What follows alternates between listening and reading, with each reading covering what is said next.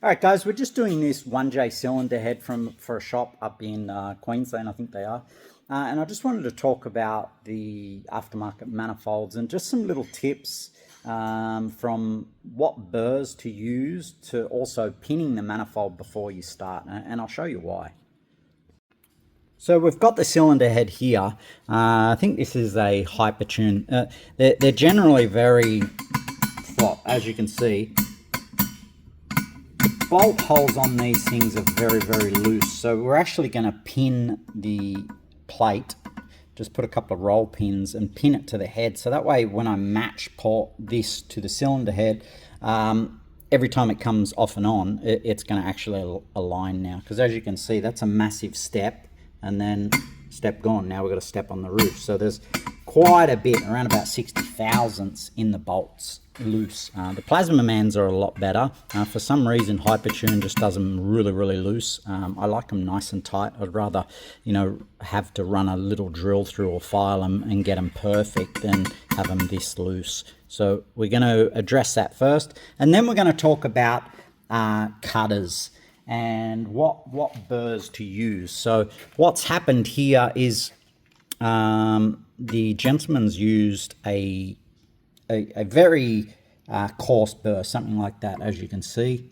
It has a very, very long rake and wide tooth. These are probably the most aggressive burr you can use. I wouldn't suggest anyone that's porting, that's new to porting, using something like this.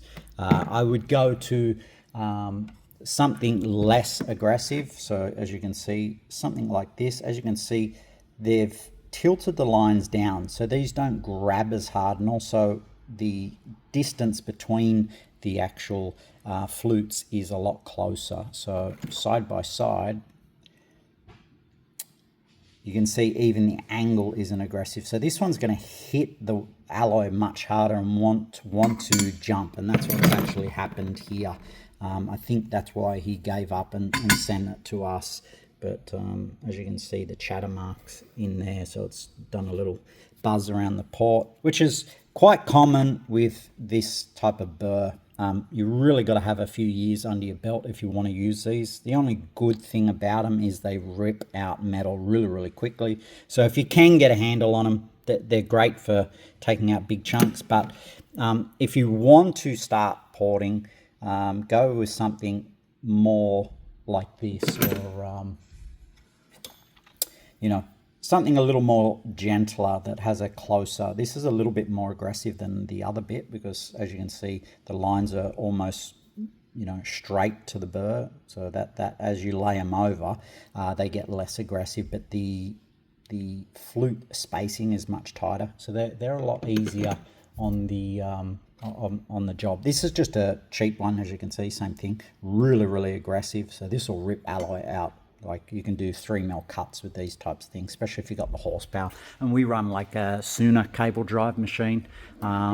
These are probably one of the best porting machines you can use as far as stability wise. They go from 11,000 to 25,000. So they're brilliant for the long burrs, because I only run them at about 12,000 RPM, and they're nice and stable.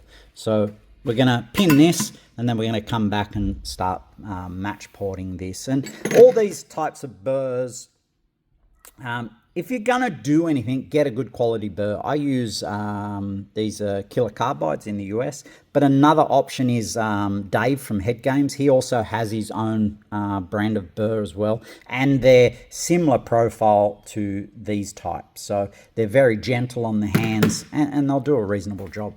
All right, we'll see you in part 2, guys.